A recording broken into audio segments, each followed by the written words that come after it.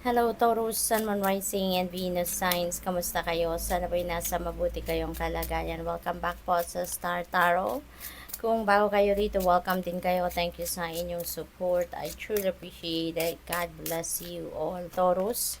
Pauna mensahe po ninyo community. Ayan, so you are lucky, you are blessed kasi meron kayong community that is very supportive of you. No? You have a community around you na matulungin, always in need, always there to help you in times of in need, yung ganon, no? Kaya you are blessed.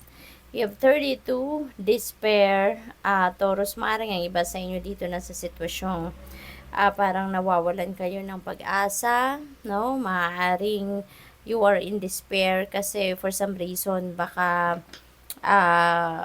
you are in need of money, maaaring ganon, or siguro may problema kayo, no, regarding trabaho, no, regarding source of income, negosyo, so maaaring ganon. But whatever the case may be, Taurus, isipin ninyo na kung mawawalan kayo ng pag-asa, ay talagang mawawalan kayo ng pag-asa. Kasi like attracts like. 'Di ba? Ganon ang ano ang law of attraction, like attracts like. So kung in despair kayo, yun din ang maa-attract ninyo towards you.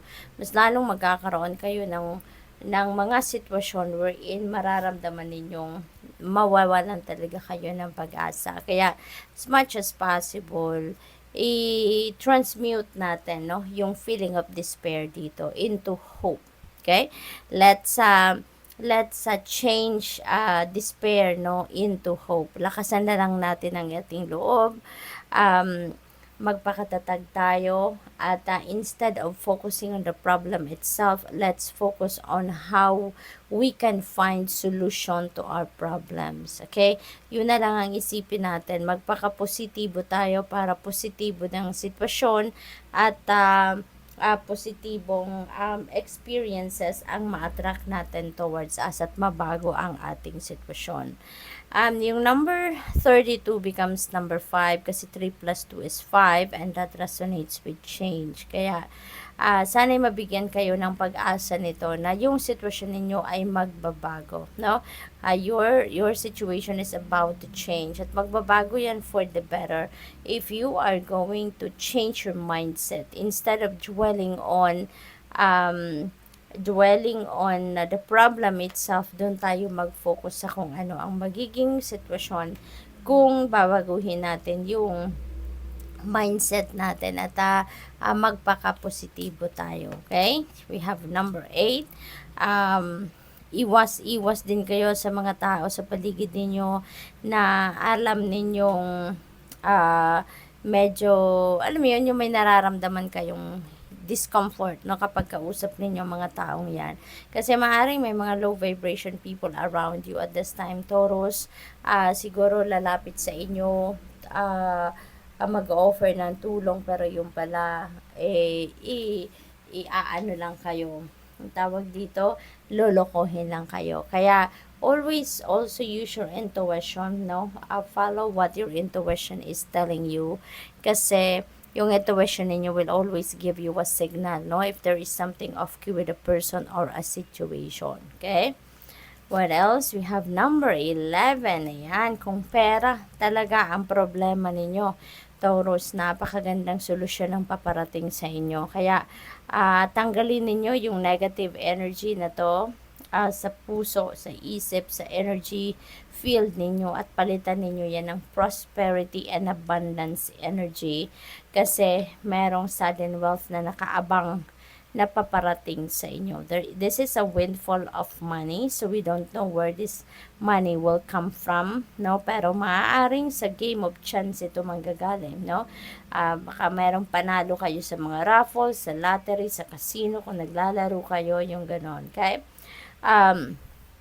There is also a synchronicity dito na gusto ng universe na malaman ninyo. Okay? So, you please look up for the meaning of Master number 11 at saka Angel number 777 for more guidance. Okay?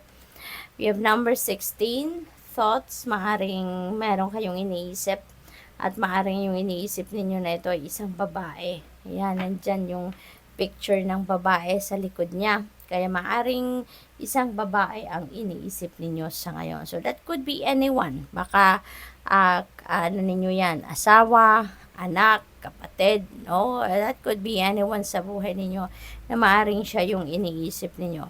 Maaari din na asawa ninyo din yan, ano? Depende sa inyong sitwasyon. We have child, ayan, so maaring anak ninyo din yan, ano? Taurus na iniisip ninyo sa ngayon. This child energy is also new beginning energy.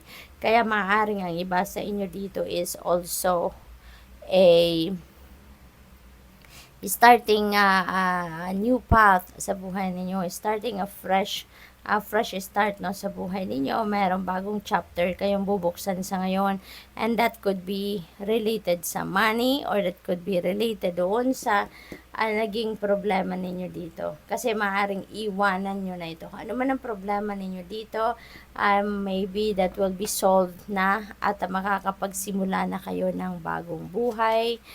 Change is about to come in. So, definitely magbabago yan. No? Dalawa na yung change energy natin.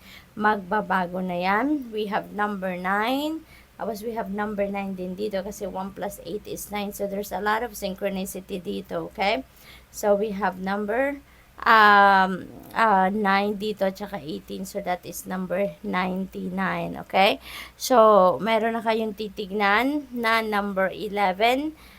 Master number 11, angel number 777, at number 99, okay?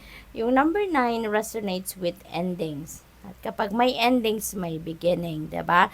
So, magbabago na ang inyong sitwasyon. Definitely, kung ano itong nawawala na kayo ng pag-asa, you will change it, no? You will change it.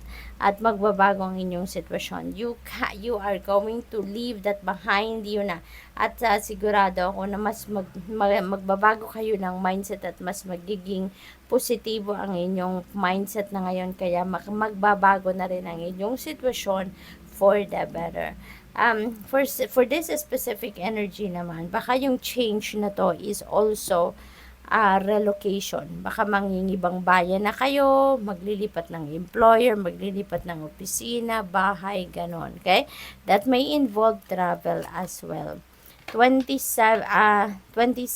napakaganda. So, this is also number 9. So, meron na tayong tatlong 9. This is another synchronicity, Taurus. 999. So, angel number 999. Pakitignan din po ninyo yan. Marami ng synchronicities dito na additional insights yan, additional information para sa'yo. So, definitely, there is an unexpected income coming your way dito, Taurus, okay? Meron kayong hindi inaasahang kita na paparating. So, this is really beautiful in terms of money kasi meron kayong sudden wealth, tapos meron kayong kita, no? Income na paparating din na hindi ninyo ito inaasahan. So, good luck.